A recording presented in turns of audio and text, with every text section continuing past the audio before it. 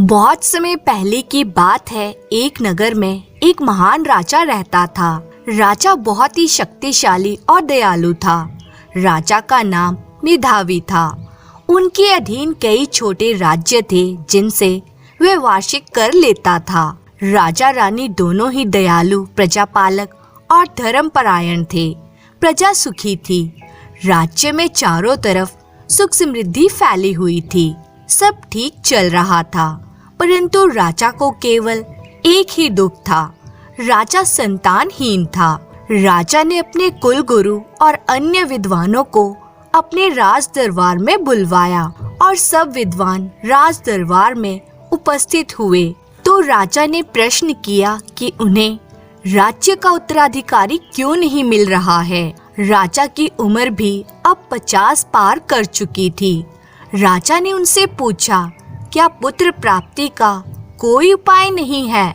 सभी विद्वानों ने अपनी गणना की और राजा को बताया कि महाराज, अगर आपने पुत्र प्राप्त करना है तो इसके लिए पुत्र यज्ञ करवाना होगा। राजा ने यज्ञ करवाने की आज्ञा दे दी। कुल गुरु के आदेश अनुसार सारी तैयारियां की जाने लगी। काशी से महान विद्वानों को न्योता दिया गया और ब्राह्मणों को बुलवाया गया। यज्ञ का शुभ मुहूर्त निकाला गया। राज्य भर में इस महान आयोजन की घोषणा करवा दी गई। नगर के लोगों में हर्ष उल्लास था और यज्ञ वाले दिन की प्रजा प्रतीक्षा कर रही थी। जब यज्ञ का आयोजन शुरू हुआ तो ब्राह्मणों ने मंत्रों द्वारा सभी देवी देवताओं का आवाहन किया। 7 नदियों के जल से वेदी को पवित्र किया गया। समस्त नगर में यज्ञ की खुशबू फैल गई। राजा और रानी ने ब्राह्मणों और गुरुजनों से आशीर्वाद लिया। राजा की जय जयकार हो रही थी। आसपास के राज्यों में राजा की सुकीर्ति फैल गई और इस यज्ञ का फल भी राजा को जल्द ही मिल गया। रानी ने 9वें महीने एक चांद से पुत्र को जन्म दिया। सारे नगर में उत्सव की घोषणा कर दी गई। राजा ने दिल खोलकर दान दक्षिणा दी और प्रजा के साथ उत्सव में शामिल हुए। ब्राह्मणों और कुल गुरुओं ने राजकुमार की जन्म कुंडली बनाई और ज्योतिषी गणना की। तभी राजगुरु बोले, महाराज, राजकुमार सभी गुणों से संपन्न है और पराक्रमी और वीर होंगे, परंतु इनके एक पैर में 6 उंगलियां हैं जो किसी अनिष्ट की ओर संकेत करती है। महाराज ने राजगुरु से पूछा, गुरुजी, इसका क्या अर्थ है। युवराज का बाल्यकाल अत्यंत कठिनाइयों से भरा होगा। यदि ये बालक बचपन की बाधाओं को पार कर गया तो यह एक महान प्रतापी राजा बनेगा। इसका नाम मेष राशि के अनुसार चंद्र प्रताप रखा जाएगा। राजा ने राजगुरु की बात सुनी, पर उनकी बात को कोई महत्व नहीं दिया। राजा ने बड़े गर्व से कहा, हमारे होते हुए क्या मजाल, राजकुमार का कोई बाल भी बांका कर दे। राजा की बात सभी सभासदों ने सुनी और हाँ में हाँ मिला दी। ब्राह्मण और कुलगुरु राजा की आज्ञा लेकर विदा हो गए। पड़ोसी देश के राजा दीवान ने अचानक करिथल राज्य पर आक्रमण कर दिया। राजा मेधावी अचानक हुए इस युद्ध के लिए तैयार नहीं थे, क्योंकि पुत्र जन्म का उत्सव अभी भी चल ही रहा था। राजा ने वीरता पूर्वक युद्ध किया और युद्ध में राजा वीर गति को प्राप्त हो गए। रानी ये समाचार सुनकर बहुत दुखी हुई और रानी पति वियोग में चल बसी। मरने से पहले रानी ने अपनी विश्वास पात्र दासी चंपा को अपने पास बुलाया और उसको अपना पुत्र सौंप दिया। दासी चंपा ने राजकुमार चंद्र प्रताप के लालन पालन की जिम्मेदारी लेते हुए रानी को वचन दे दिया। अब दासी तुरंत ही राजकुमार चंद्र प्रताप को लेकर महल से सुरंग के रास्ते जंगल में जा पहुंची। दासी चंपा जंगल में भटकते भटकते राज्य की सीमा से दूर जा पहुंची। वह भूख प्यास से बेहाल थी और राजकुमार का भी रो रो कर बुरा हाल हो गया था। राजकुमार का रुदन जंगल में गूंज रहा था। संयोगवश कुंतलपुर का राजा दीवान वहीं से जा रहा था। उसने चंपा दासी को बच्चे के साथ बुरी हालत में देखा तो उससे उसका परिचय पूछा और जंगल भटकने का कारण भी जानना चाहा। तो चंपा ने अपनी असलियत छिपाते हुए बताया कि उसका पति राजा दीवान की सेना में था और 6 महीने पहले लड़ाई में मारा गया।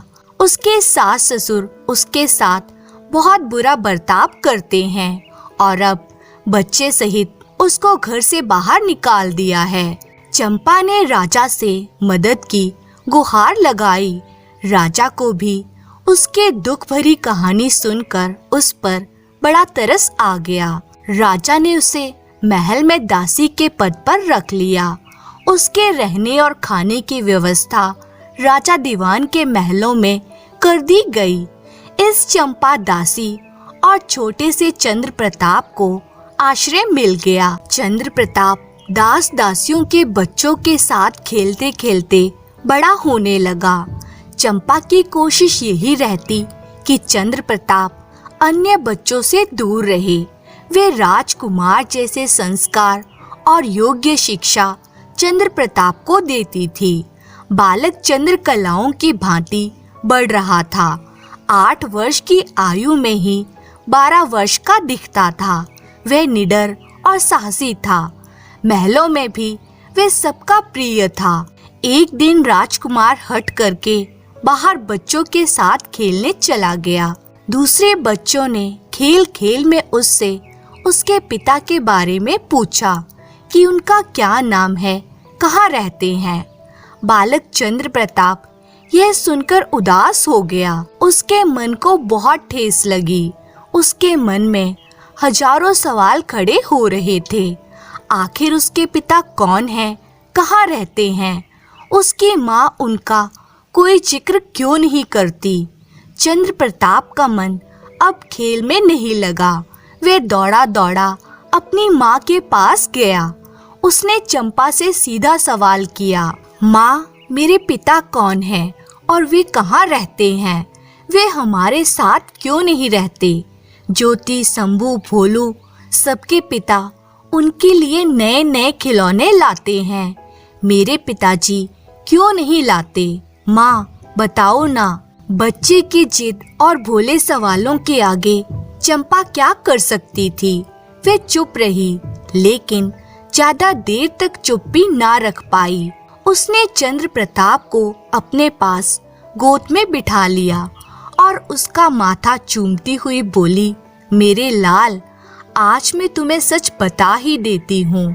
पता नहीं अब मैं कितने दिन जीऊंगी और यह राज मेरे साथ ही ना चला जाए। बेटा, मैं तेरी जननी माँ नहीं हूँ, तो राजा मेधावी का पुत्र है और करिथल का उत्तराधिकारी है। बेटा, इस पापी दीवान राजा ने तेरे माता पिता की हत्या कर दी थी और मुझे भागकर इसी की शरण में आना पड़ा।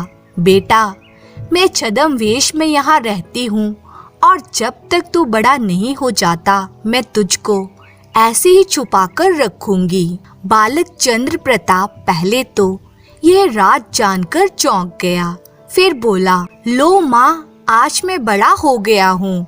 मैं अभी जाकर उस दुष्ट राजा दीवान से अपने पिता की हत्या का बदला लेता हूँ। यह कहकर बालक ने अपनी नन्ही खिलौनों वाली तलवार उठाई और राज दरबार की तरफ दौड़ पड़ा। बालक चंद्र प्रताप नंगे पैर बदहवास सा तलवार उठाए राज दरबार में जा पहुंचा। वहां जाकर उसने राजा दीवान को ललकारा और कहा, हे दुष्ट राजा दीवान, तूने मेरे पिता राजा मेधावी की धोखे से हत्या कर दी थी। मैं उसका पुत्र चंद्र प्रताप आज तुझसे इसका बदला लेने आया हूँ। सभी को बालक के इस दुस्साहस पर बड़ा अचरज हुआ कि कैसे एक बालक राज दरबार में आकर राजा को ललकार सकता है। राजा के एक इशारे पर तुरंत 2 सिपाहियों ने उसे पकड़ लिया।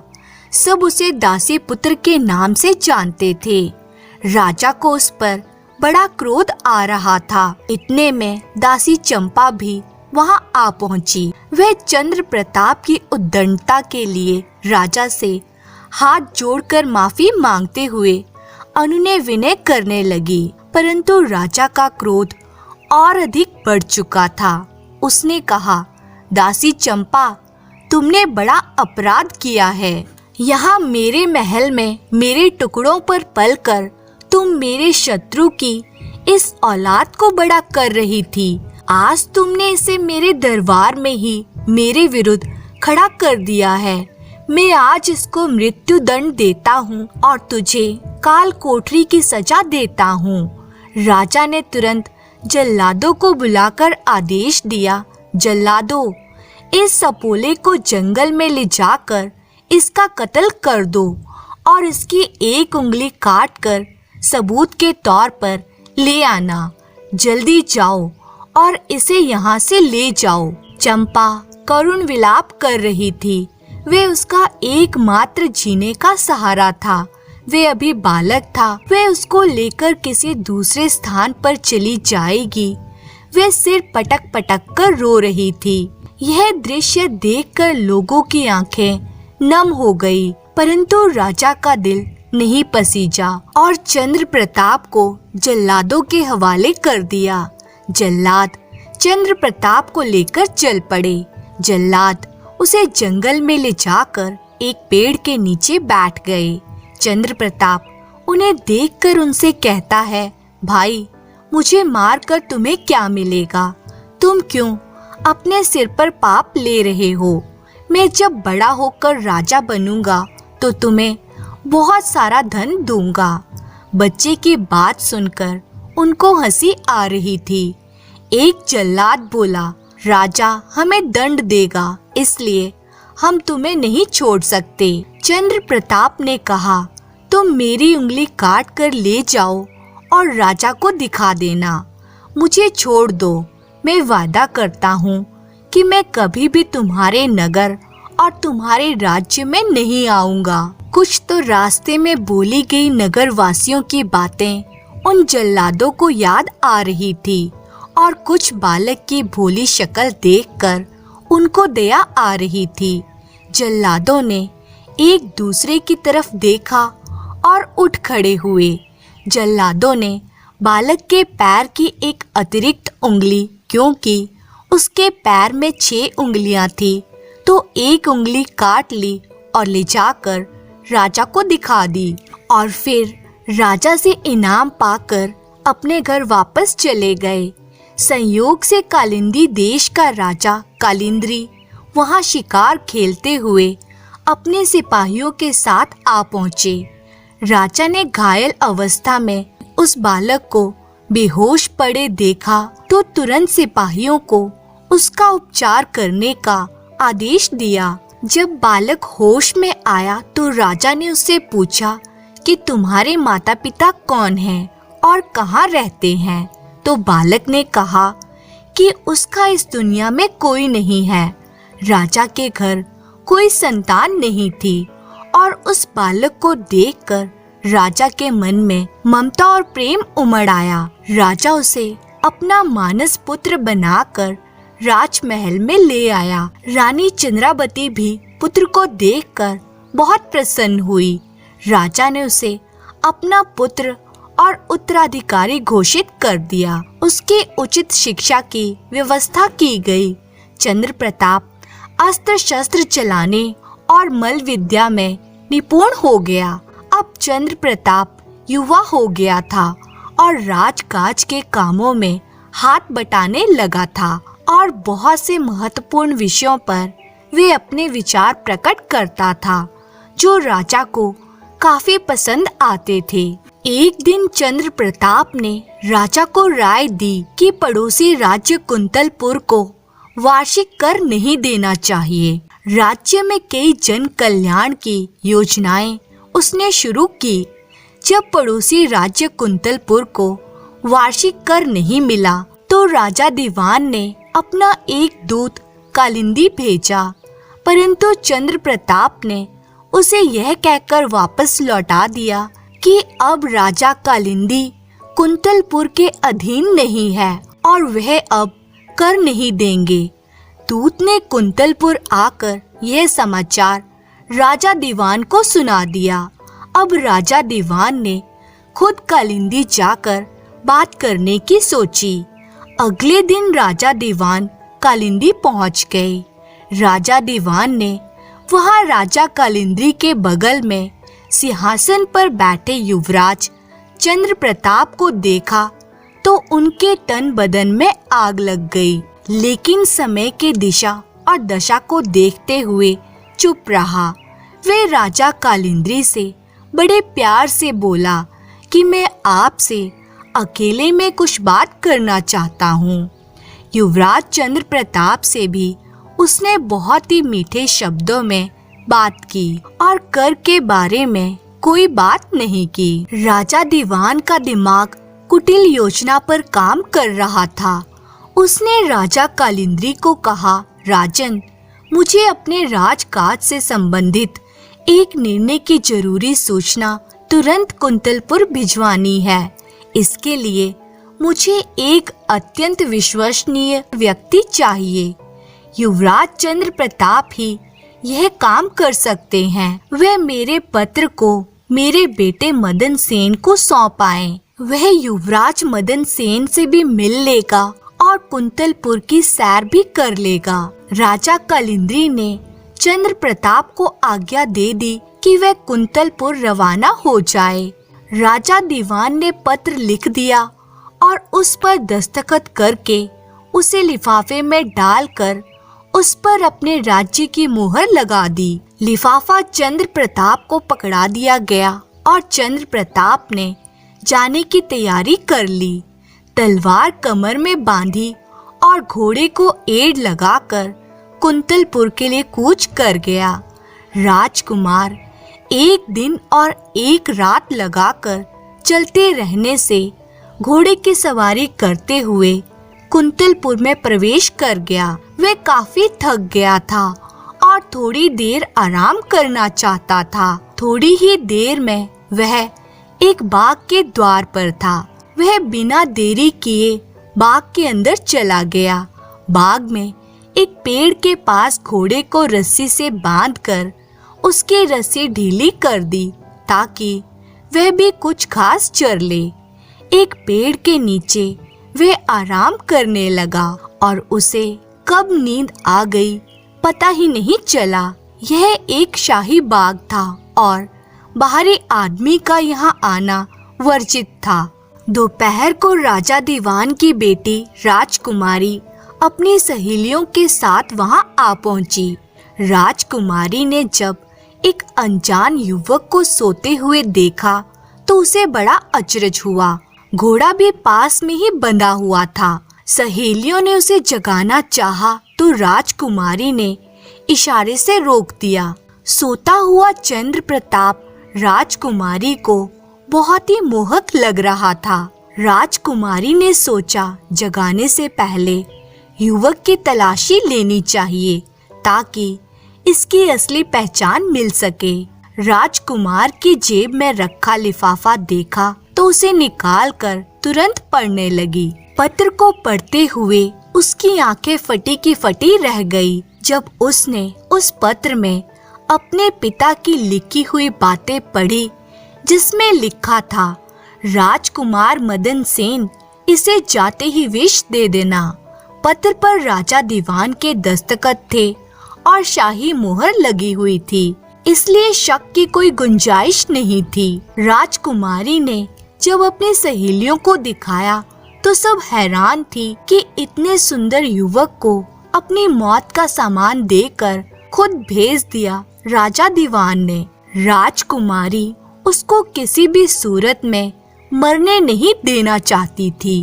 राजकुमारी ने नीचे से एक तिनका उठाया और अपनी आंखों के काजल पर लगाया और पत्र में लिखे हुए विष शब्द को विषया बना दिया, क्योंकि राजकुमारी का नाम भी विषया था। अब उस पत्र का अर्थ ही बदल गया और उसका अर्थ हो गया इसे जाते ही विषया दे देना।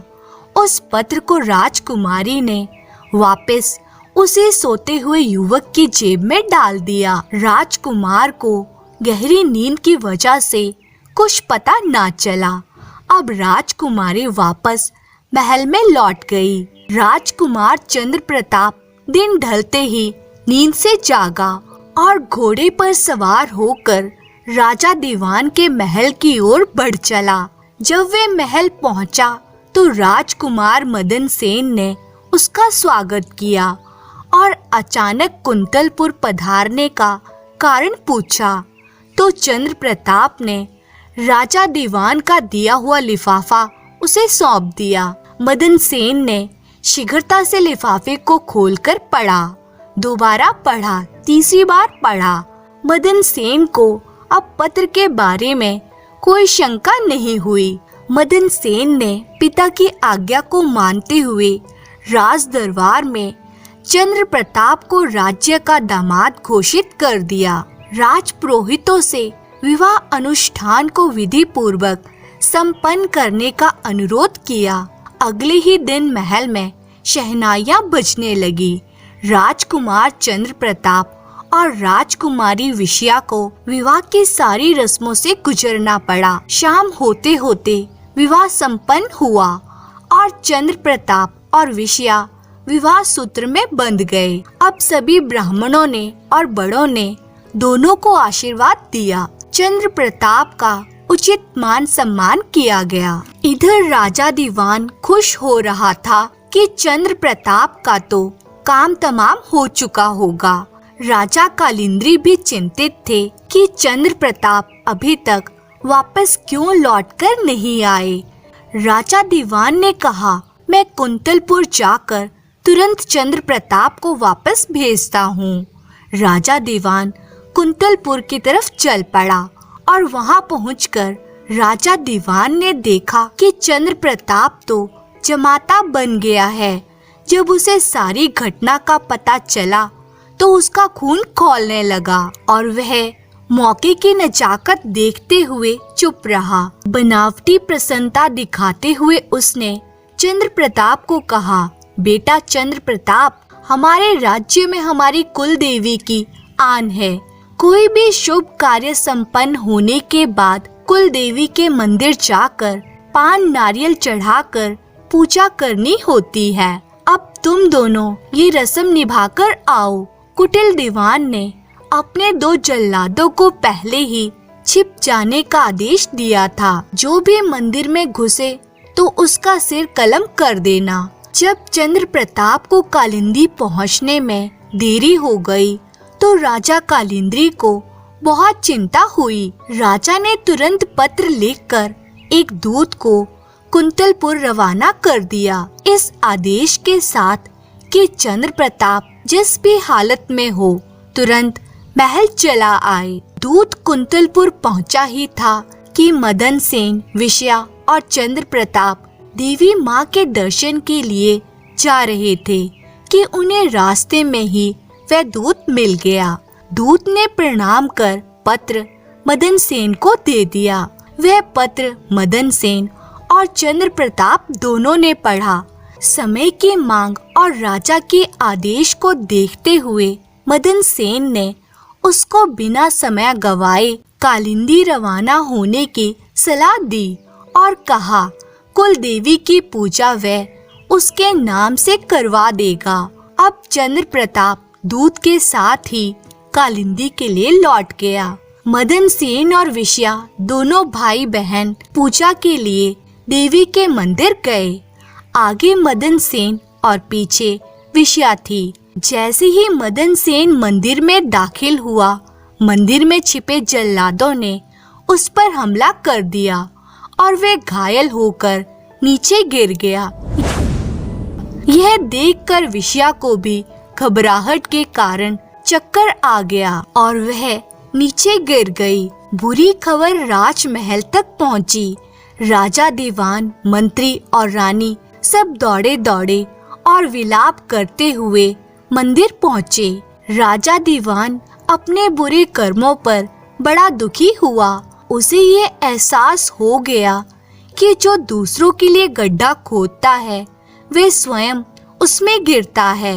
यह खबर बीच रास्ते में ही एक दूत ने चंद्र प्रताप को दी और वह वापस मंदिर की तरफ लौट आया। फिर घायल मदन सेन और राजकुमारी को महल ले जाया गया और वहां राज वैद्य को बुलवाकर मदन सेन का इलाज करवाया गया और कुछ ही दिनों में वह स्वस्थ हो गया।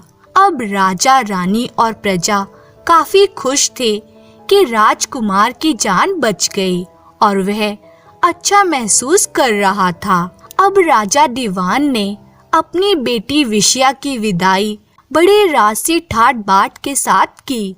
घोड़े भर भर कर माणिक माणिक्य धन दौलत के साथ काफिला कालिंदी को रवाना कर दिया। कालिंदी राजा चंद्र प्रताप की सफलता पर फूला नहीं समा रहा था।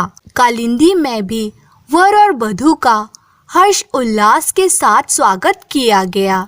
राजा ने राजकुमार का राज तिलक करके संपूर्ण राज्य चंद्र प्रताप को सौंप दिया। राजा दीवान ने करिथल का राज्य भी चंद्र प्रताप को वापस लौटा दिया और साथ ही अपने बुरे कर्मों के लिए राजा चंद्र प्रताप से माफी मांगी। चंद्र प्रताप का राज्य अब दुगना बड़ा हो गया था। अब राजा चंद्र प्रताप महान सम्राट बन गया था। वे अपनी रानी के साथ सुख भोगने लगा। चंद्र प्रताप अपने पिता की ही तरह एक दयालु और वीर राजा था, इसलिए उसकी प्रजा अपने राजा को बहुत पसंद करती थी। राजा के कारण राज्य में हर तरफ सुख समृद्धि फैली हुई थी। प्रजा को कोई दुख नहीं था। धन्यवाद।